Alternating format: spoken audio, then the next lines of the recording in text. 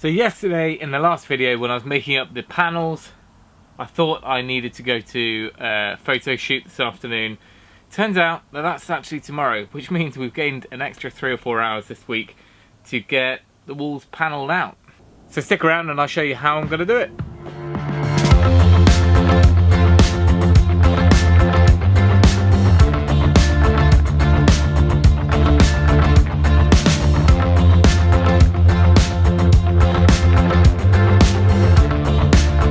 First up, good old Amazon's come to the rescue with a few bits. I've also picked up a new blade just because I want really nice clean cuts on the circular saw for some of these panels. So some short pocket hole screws, they're the really short ones, I think they're 19mm. So we can do, using the 12mm ply, we can build out some frames and things for the windows. I've also got this, which is the connection port on the outside of the van for an electric hookup point. And in order to do that, rather than use the jigsaw like I did on the roof, I should have bought one of these when I came to do the roof, but I've bought a pretty inexpensive, cheap nibbler attachment for a drill.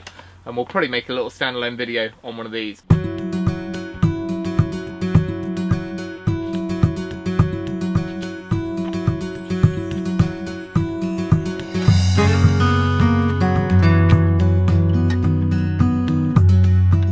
Before I get any further, I did keep the old ply lining from the back, which has got the wheel arches cut out and things like that. So I'm going to go and get that just to see if we can use it as a template. We might end up just cutting and scribing ourselves, but let's have a look first.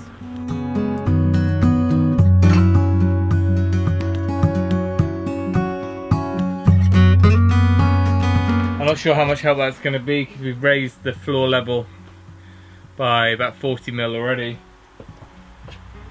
Doesn't really tell us anything. We'll ditch that. So I guess it's up to us then really to measure up and cut where we want our joins. The height isn't too bad. I've checked along, it's pretty consistent. So at least we know that this bit of cladding here is parallel to the floor.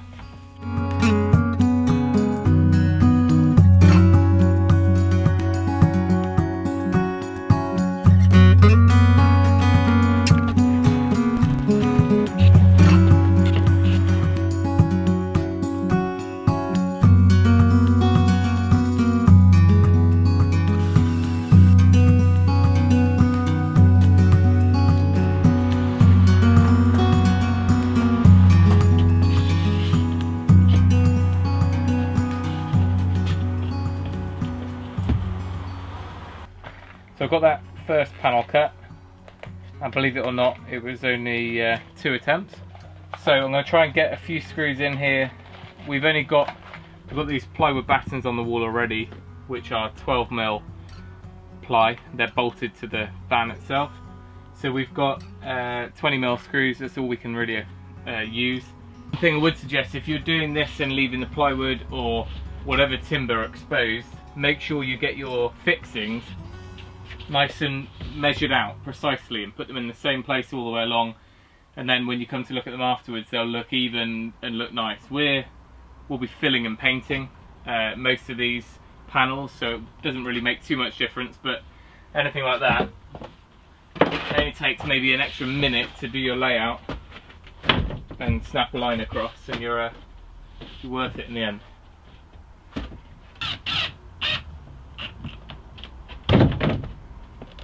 That's what it's worried about. They're just not going to give us enough bite.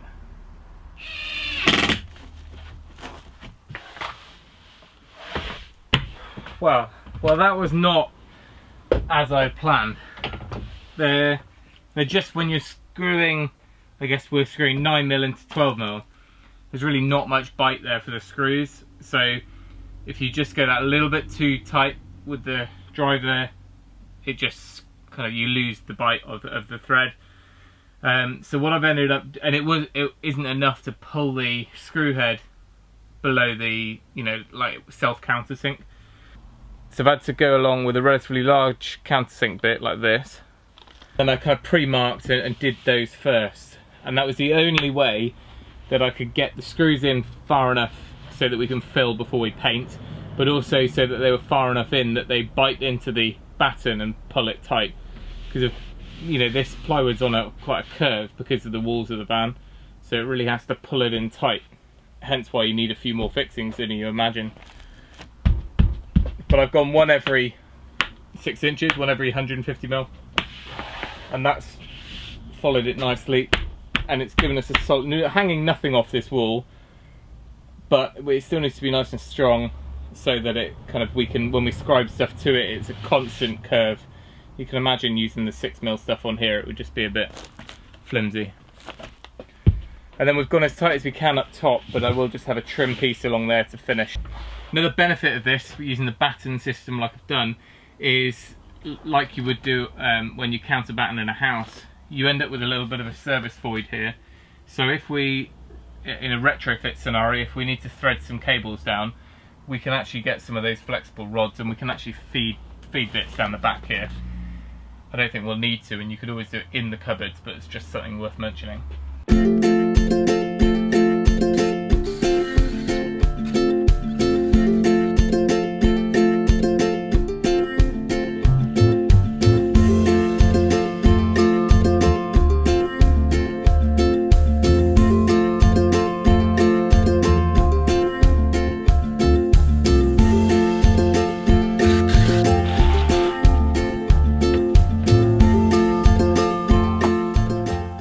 About 2mm to shave off the top.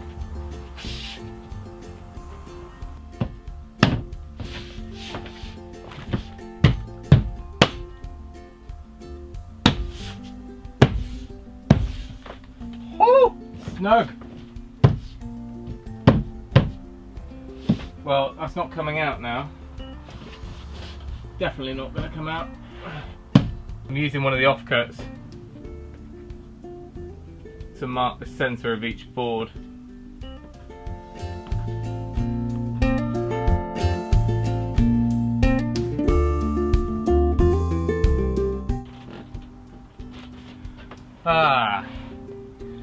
Who thinks it might have made more sense to have left them off and used them as templates upside down for the other side? Because I'm assuming they're identical. Oh well. Maybe on the next van. That's not happening. I had to take it out. There was one more thing I meant to do, which is just to screw in a little kind of strengthening plate between the two. Rather than carry this all the way up, I'll just put a little bit of plywood there. There we go.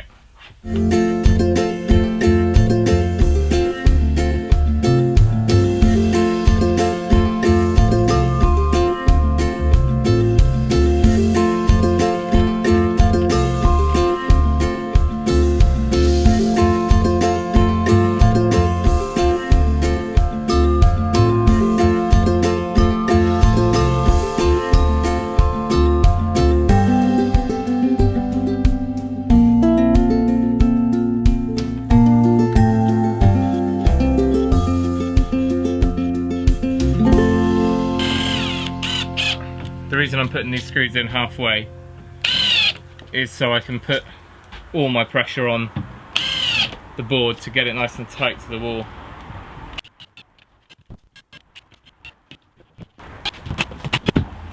I'm afraid I've been rained off, so I'm going to have to bring everything inside and call it a day there, and then we'll pick it up tomorrow, and then hopefully we can get the rest of it done. I'll give you a quick look at what I've done in the van. Okay, that side is all done, and I've just had to pile everything against it.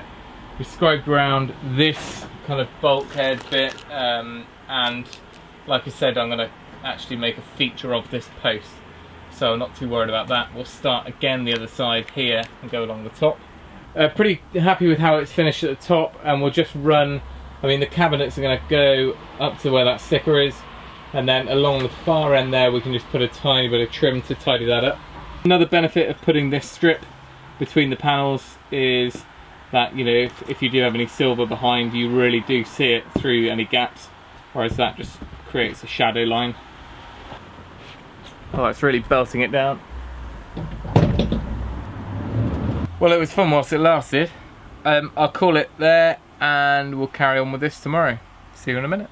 Okay, we're back. It's drizzly still, raining still, but I'm hoping to get the rest of the walls panelled today. I've only got about an hour free, so I'm going to try and get this last piece in. A couple of things I've changed since the last section of the video. I had the vapor barrier over the top of the old battens, which was fine, but I've realised that if I put an extra 9mm strip on there, what that does is actually it steps it out far enough that we can continue over this C-pillar, so we haven't got to do a trim piece over there. So actually I've worked out that if we block all that out, we end up pretty much flush with this panel, so we'll carry on over and then we'll just have a little step back in. I've also looked at framing out the window. I wasn't sure how to approach this, but obviously a squarer window is easier for curtains, blinds, a little windowsill, whatever you want to do. So I've used some of the 8mm panelling that I had left over, cut the tongues off that, and then used that to do a rough sort of boxing out. And I've just made sure, you know how on the windows you have that black border? From the outside you can't see through that section, so that's where I'm, you know, that's my boundary. I'm trying to stay within that black area. And then we'll go ahead and ply over the whole lot, and then like we did on the ceiling, we'll use the router to cut out. So it's been another few days since the last bit. I haven't done anything else because I've been working on the house. The only thing I did, I think off camera, is I just sealed up the top here. I'm going to try and get away with not buying any more of that silver Reflectix bubble foil. I'm only using it as a vapor barrier, so either vapor barrier polythene or the foil alone we'll seal that up before we board up with the panelling.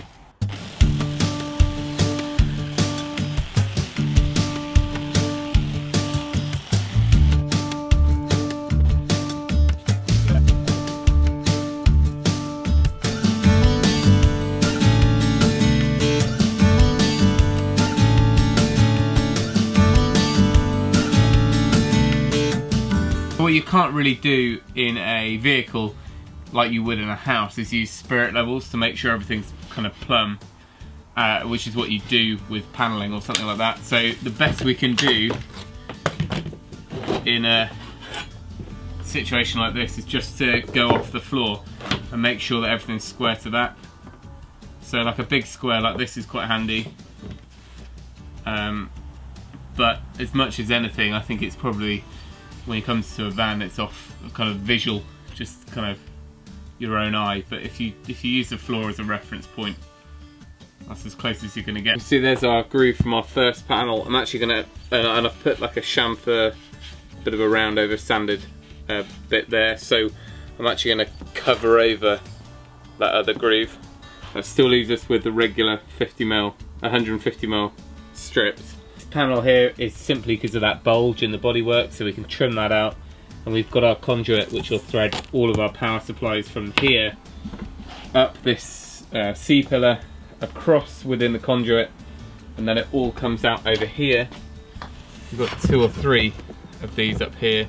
That one's for the fan, there's an empty one there which goes down to the kitchen, and there's a third one which will take this 240 down to another socket down here, which is where this hookup point will be mounted on the outside of the van.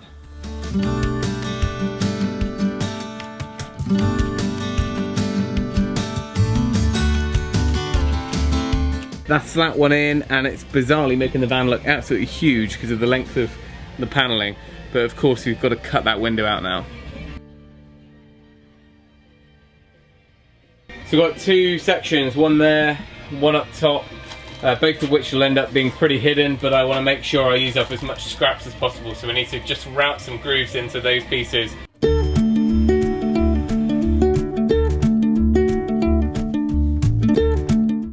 Alright, so I've used one of those scraps to cut our little piece here, which is going to go in, and then I'm hoping, rather than using up more of our sheets of plywood, that when I cut out the window opening, I can then relocate some of that up to the top. Just realised before we can do that, we really should fit the hookup point on the other side, just in case we need to get to that conduit to help thread it up.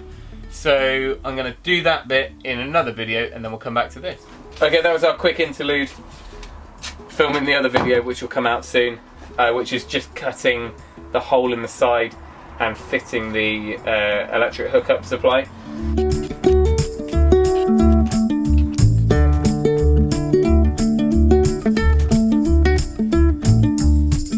Right, well, let's put a bit of a green tint on things for now. That's just to stop all that dust going in there. I'm also probably going to spray paint the whole van on the inside, and that just goes everywhere. I've also got loads of filling, sanding, so if we can keep that out of the cab, that's good. A few months ago when I was doing the ceiling and I covered up the roof lights and then cut them out again, some people thought there was a bit of wizardry going on. Just to explain, if anyone is not familiar with how a router bit works, this one here, this has a bearing on it. So what that does is that rides along the timber, the other side of what you're cutting, if you're using it in your hands. So where I've just kind of gone straight over this window here, because I've made that nice square box frame inside there, I can start off where it's visible over here, or I could just drill a hole if I was completely covered. And then as I cut and go along, it'll flush trim this plywood sheet down to the exact timber aperture that's behind there. So that's what we're going to do now, and then that will give us our window back.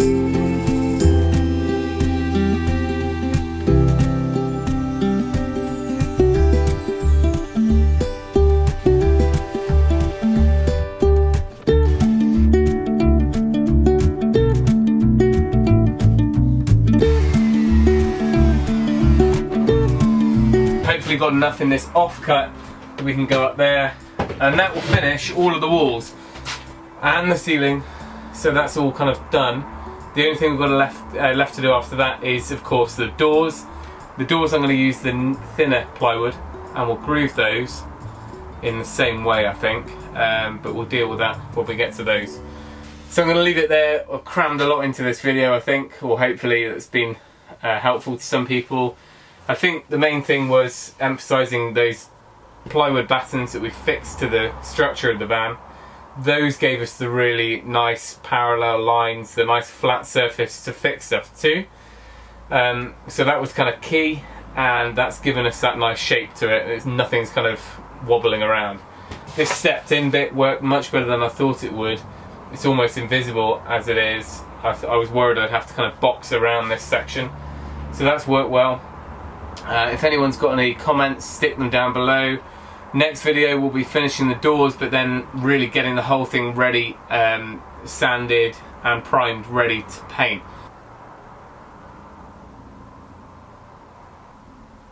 Okay, yeah, I'll give it to you. It looks a little bit like the side of a barn at the moment, but bear with us. When this is all trimmed out, all designed, all things fixed in place, it's going to look good. So thanks for watching. Remember, if you can, do it yourself, and we'll see you next time.